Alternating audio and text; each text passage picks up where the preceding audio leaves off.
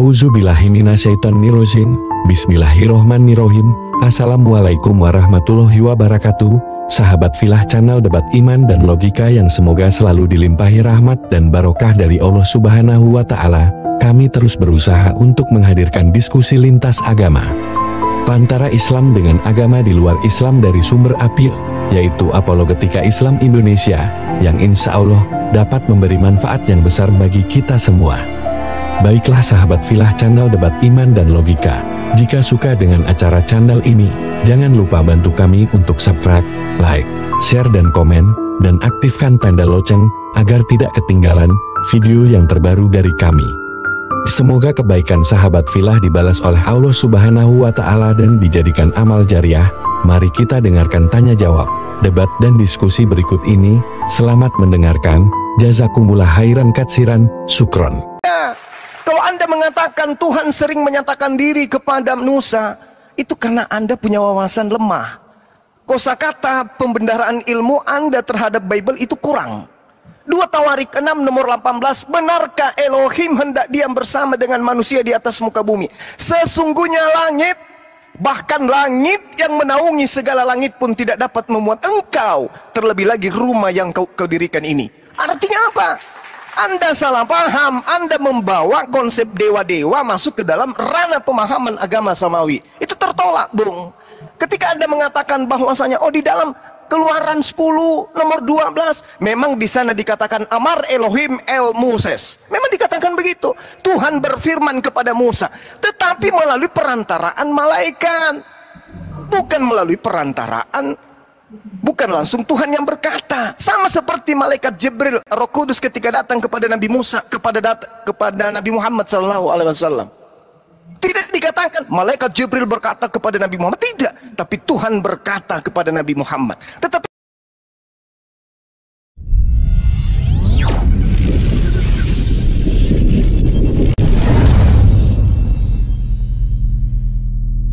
sekali lagi, video ini mohon di-share, mohon di-like, ya, mohon di-subscribe, dan kalau bisa ada masukan-masukan, ada saran-saran, silakan dituliskan di kolom komentar.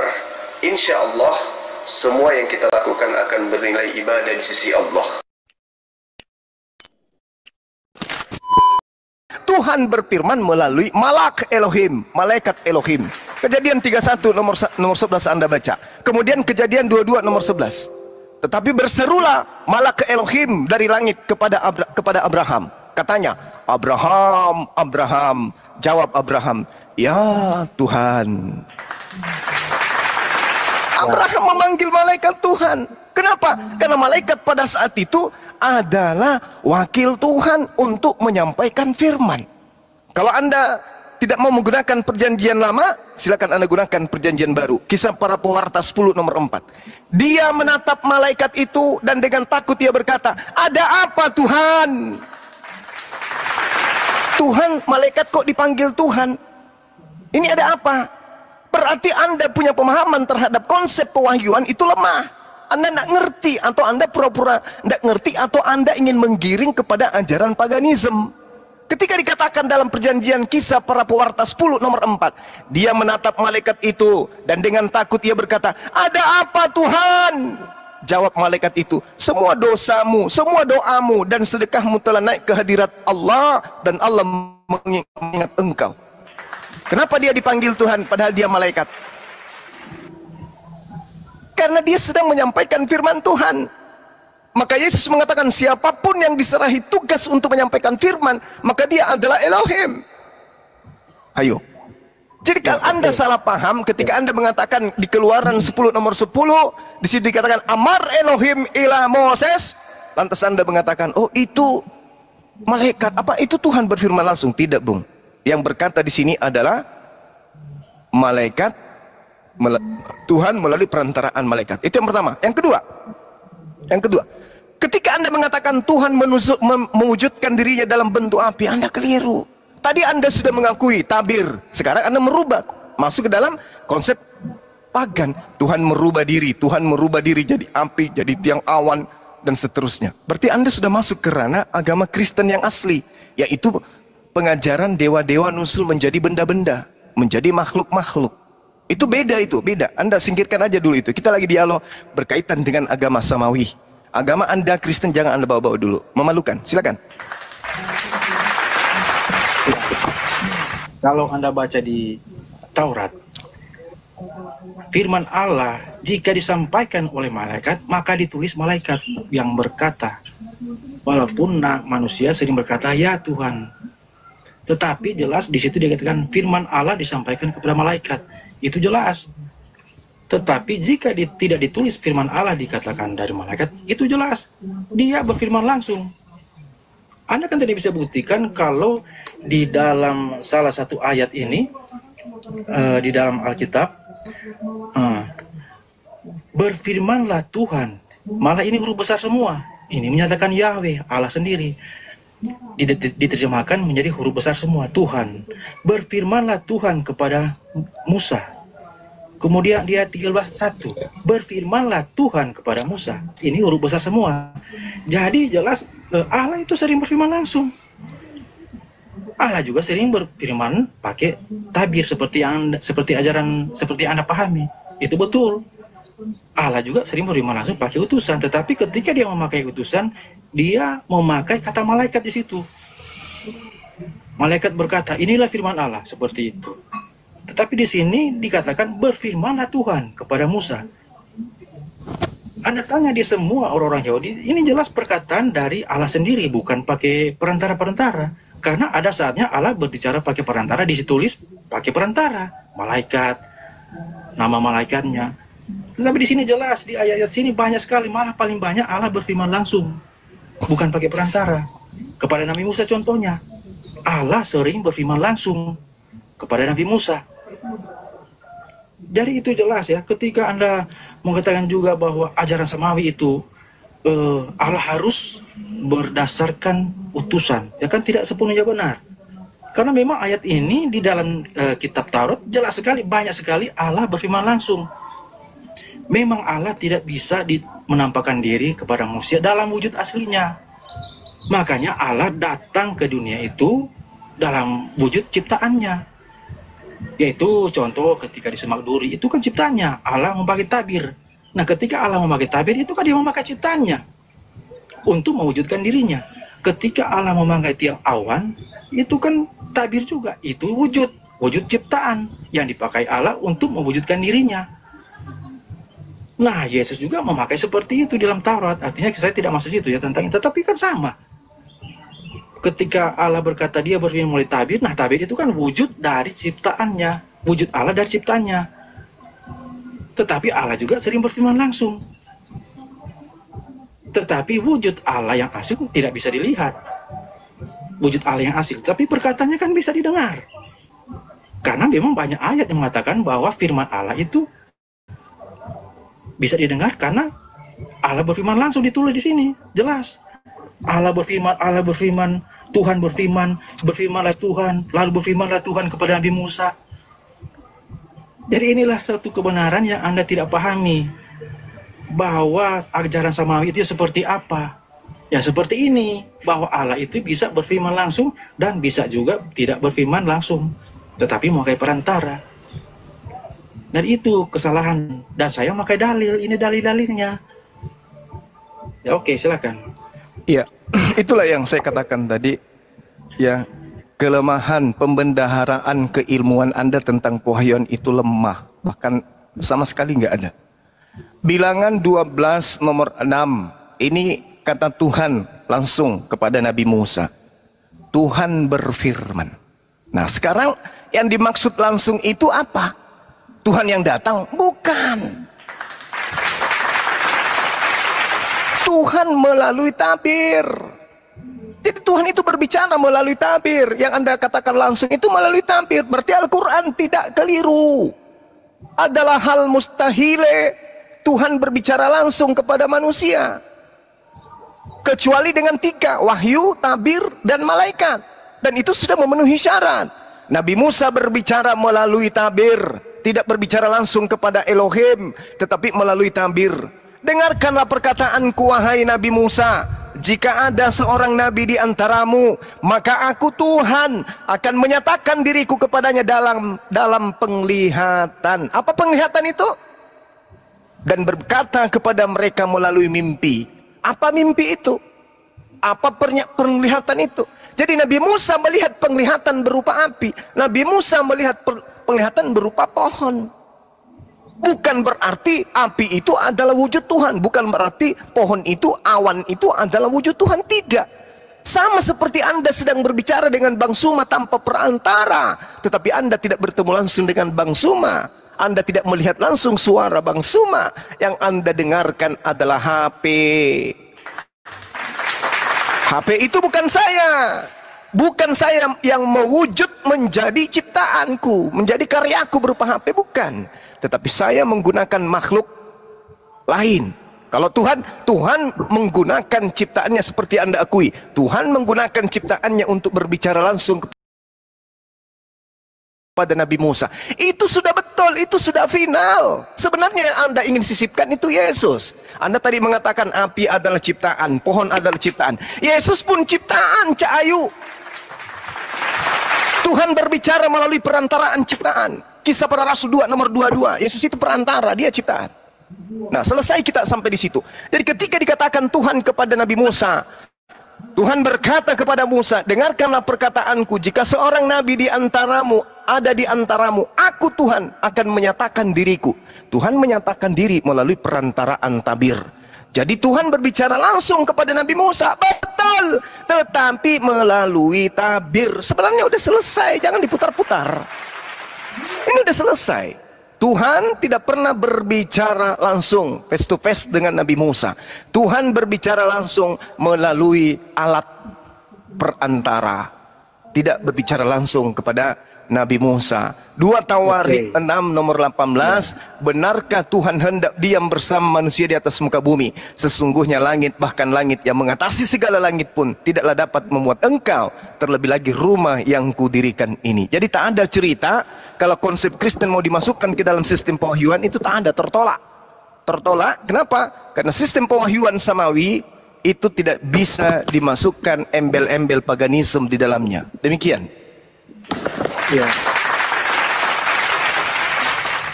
Anda tidak paham mengenai perkataan dari Nabi bahwa Tuhan tidak bisa berdiam. Memang Tuhan tidak bisa berdiam dalam wujud aslinya. Tetapi wujud aslinya kan bukan perkataannya. Perkataannya itu kan bisa didengar. Ya. Perkataannya bisa didengar. Kemudian Anda berkata, Anda mengklaim bahwa semua perkataan-perkataan Tuhan itu melalui tabir.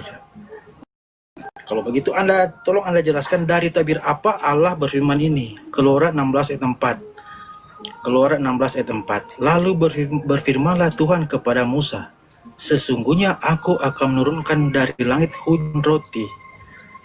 Maka dan seterusnya. Nah, ketika Anda berkata bahwa setiap firman Allah, ketika berkata berfirmanlah Tuhan, maka itu berarti melalui tabir. Nah, bisakah Anda jelaskan dari tabir apa Keluaran 16 ayat 4 ini? Kalau memang Allah berfirman langsung melalui tabir. Allah tidak berfirman langsung kepada Musa. Walaupun jelas-jelas ayat ini berkata bahwa Allah berfirman langsung. Lalu berfirmanlah Tuhan kepada Musa. Tidak dikatakan lalu berfirmanlah Tuhan melalui tabir. Kan ketika Allah berfirman langsung melalui tabir, di situ ada dikasih dari semat, belukar, kan itu ditulis. Ketika Allah berfirman melalui malaikat, itu ditulis. Malaikat berfirman, malaikat berkata seperti ini, begini, itu ditulis. Nah, di sini tidak tulis. Allah berfirman kepada Nabi Musa itu pakai tabir apa di dalam Keluaran 16 ayat 4? Coba jelaskan. Oke, baik. Keluaran 16 ayat 4. Lalu berfirmanlah Tuhan kepada Nabi Musa. Dari tabir apa dia berbicara kepada Nabi Musa? Udah cukup Rafael, bentar. Silakan Guru. Iya, jadi saya katakan tadi, pemahaman Anda itu sangat lemah dalam sistem pewahyuan ya agama samawi. Ketika Tuhan berfirman, Amar Elohim El Moses, itu bukan berarti Tuhan berbicara, artinya bukan tabir lagi. Ingat, ketika Tuhan berbicara kepada Nabi Musa, tidak semuanya Tuhan langsung melalui tabir, tidak, tapi melalui malaikat. Al-Quran kan tadi sudah saya jelaskan sama Anda. Wa makana li basarin ayyukallimahullahu illa wahya aw min wara hijab aw yursila rasulan. Kalau Anda mengatakan di dalam Keluaran 16 nomor 4 tidak menggunakan tabir, tapi Tuhan langsung yang berbicara kepada Nabi Musa, maka gugurlah perkataan Yesus di dalam Yohanes 5 nomor 37. Gugur juga perkataan Tuhan di dalam Keluaran 33 nomor 20. Berarti yang benar adalah Al-Quran, yang benar adalah pernyataan dalam Kisah Para Pewarta 7 nomor 35. Musa ini yang telah mereka tolak dengan mengatakan, siapakah yang mengangkat engkau memimpin dan menjadi hakim? Musa ini telah diutus oleh Elohim sebagai pemimpin dan penyelamat oleh malaikat yang tampakkan diri kepadanya di semak duri. Siapa yang menampakkan diri di semak duri? Malaikat, bukan? Malaikat, bukan? Semak duri aja disebut sebagai malaikat di kitab Anda. Musa inilah yang menjadi pengantara di sidang jemaah di padang gurun di antara malaikat yang berfirman kepadanya di gunung Sinai. Tidak ada Elohim berfirman langsung kecuali melalui tabir. Tabir pun adalah malaikat menurut Kisah Pewarta 7. Dan endingnya ada di 57. Kamu telah menerima hukum Taurat yang disampaikan oleh malaikat. Sedangkan Keluaran 16 nomor 4 itu adalah Taurat. Berarti yang berbicara kepada Nabi Musa adalah apa? Malaikat Tuhan. Malaikat, malak Elohim. Tuhan tidak akan mungkin berbicara langsung kecuali melalui tabir, melalui malaikat, melalui pewahyuan, yaitu berbicara dalam mimpi seperti yang dialami oleh Nabi Abraham, seperti yang dialami oleh Nabi Muhammad SAW. Sebenarnya sudah selesai di sini. Tak ada lagi jalan untuk Anda masuk menjual Yesus ke dalam sistem pewahyuan. Demikian. Iya. Rupanya Anda tidak mendengar penjelasan saya. Sekali lagi saya jelaskan ya, bahwa firman Allah itu disampaikan ada 3. Ketika disampaikan melalui utusan, itu ditulis bahwa firman itu disampaikan oleh malaikat. Itu jelas. Ketika firman Allah disampaikan melalui tabir, itu ditulis. Walaupun yang sekali, yaitu ketika dia berfirman melalui semak duri, seperti Anda katakan tadi. Nah, itu ditulis. Jadi itu utusan-utusan dan apa itu barang-barang utusannya, barang-barang sebagai apa itu sebagai tabir itu ditulis seperti semak duri. Walaupun sekali Allah berfirman melalui semak duri pakai tabir, tetapi Anda tidak akan bisa menjelaskan kenapa Allah berfirman langsung tidak pakai penjelasan. Pakai apa ini? Keluaran 16 ayat 4. Pakai tabir apa ini? Tidak ditulis. Padahal ketika Allah berfirman melalui tabir ditulis pakai tabir ini, pakai tabir ini. Ketika Allah berfirman kepada malaikat ditulis pakai malaikat ini. Malaikat itu jelas tuh. Tetapi banyak sekali, hampir semua firman Allah itu disampaikan tidak memakai tabir maupun malaikat. Makanya ditulis lalu berfirmanlah Tuhan.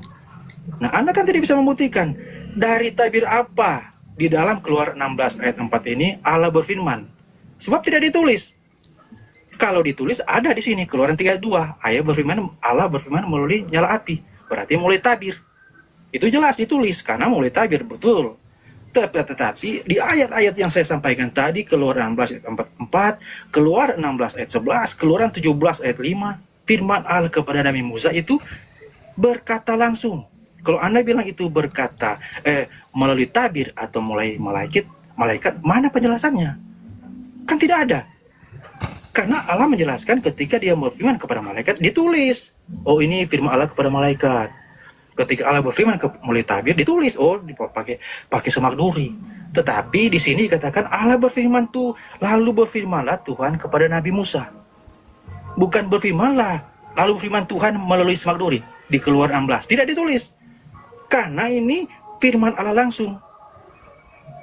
Nah, inilah Anda tidak paham tentang firman Allah di dalam Taurat karena Anda terpakukan di dalam firman Allah di dalam Quran yang berdasarkan utusan saja dan berdasarkan tabir, walaupun tabir itu hanya sekali saja. Oke, itu silakan. Iya.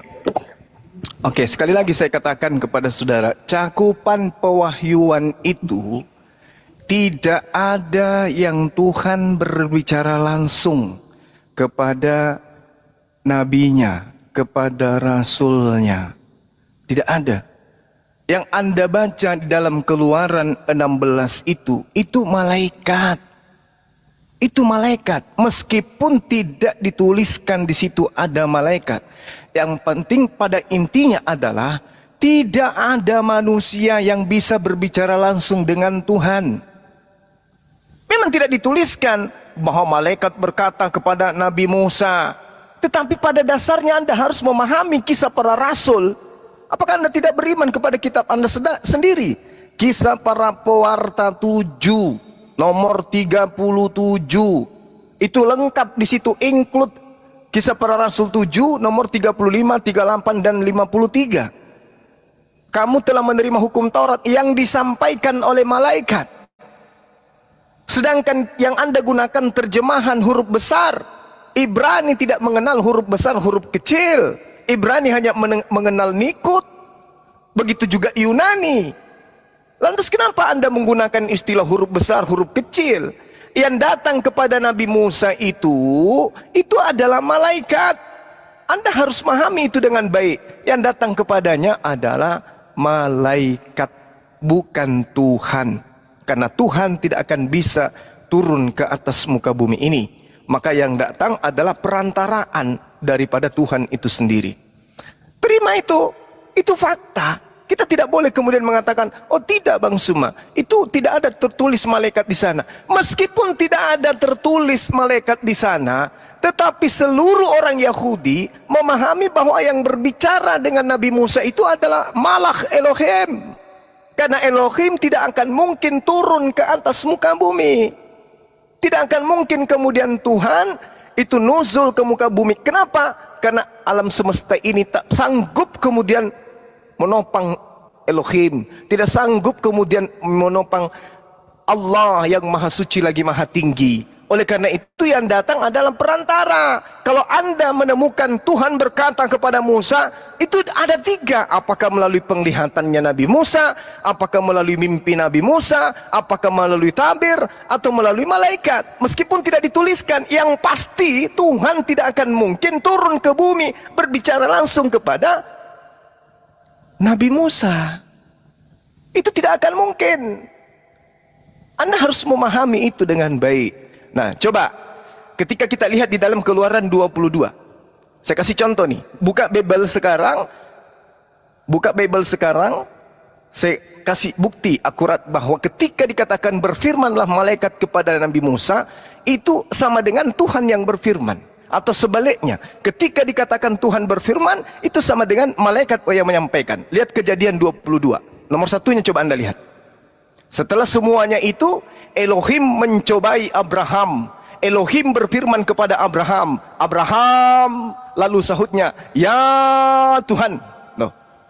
Ini Elohim yang berbicara langsung. Konon ceritanya di dalam Kejadian 22. Setelah itu semuanya, Elohim mencobai Abraham. Elohim berfirman kepada Abraham, wahai Abraham. Abraham menyahut, ya Tuhan. Lalu firman Elohim kepadanya, ambillah anakmu yang tunggal itu. Ternyata, coba Anda baca nomor 11-nya. Ternyata yang tadi menyeru itu bukan Tuhan, tetapi malaikat Tuhan. Tetapi berserulah malaikat Tuhan dari langit kepada Abraham. Abraham, Abraham, sahutnya, ya Tuhan. Kalau Anda tidak mengerti juga, saya nggak tahu, saya harus menjelaskan seperti apa. Ini adalah taraf pemahaman yang terendah dalam pelajaran apologetika. Ketika Tuhan mengatakan berfirman kepada Abraham, ambil anakmu yang tunggal, ternyata yang berkata itu adalah malaikat. Apa pembuktiannya? Lihat di nomor 11-nya.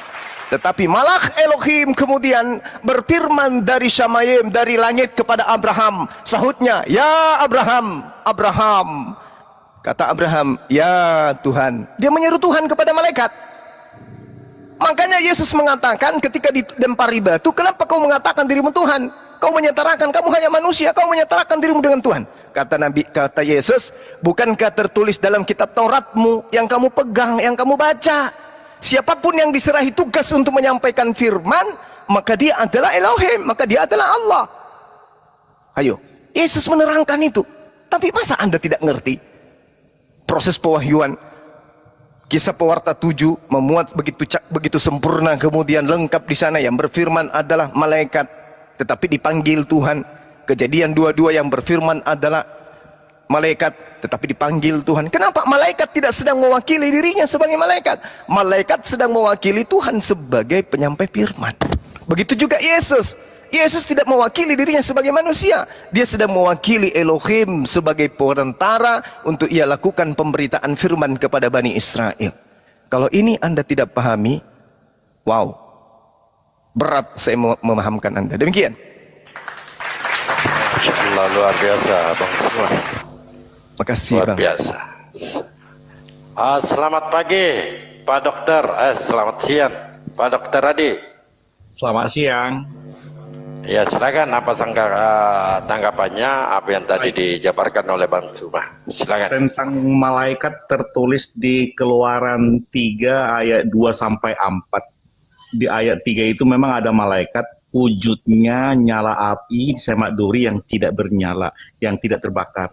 Tetapi malaikat dengan wujud nyala api semak duri yang terbakar itu, dari dalamnya itu Tuhan berbicara kepada Musa. Ya, jadi malaikat itu memang bertemu dengan Musa, wujudnya nyala api.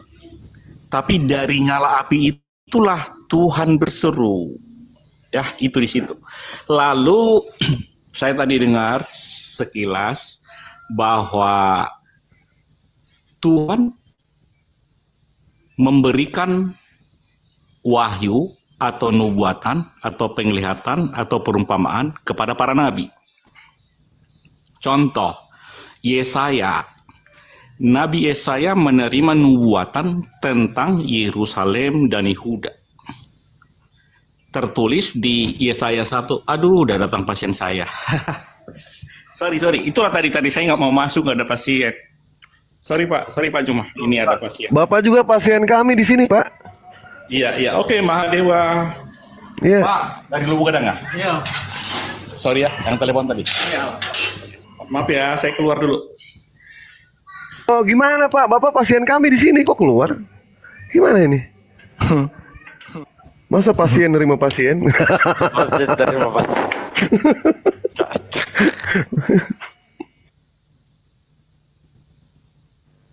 Ini melanggar aturannya, Bang Dewa. Pasien menerima pasien.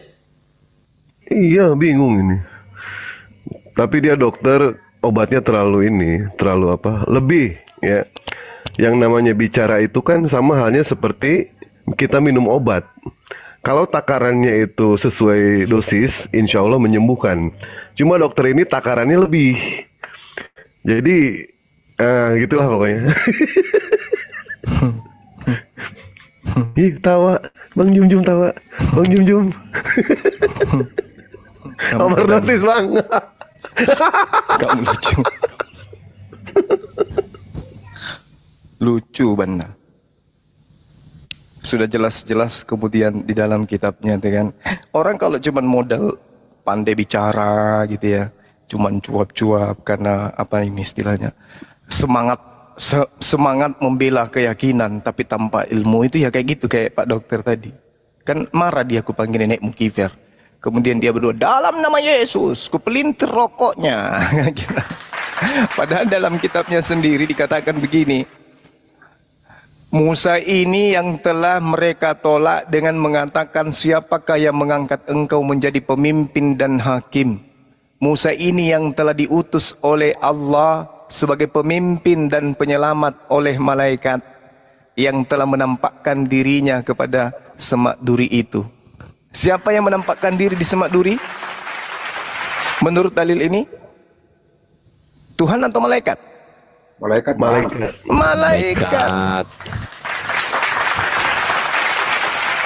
Ya, itulah orang Kristen. Memang kasihan, orang kasihan yang perlu dikasihani memang. Jadi, iya.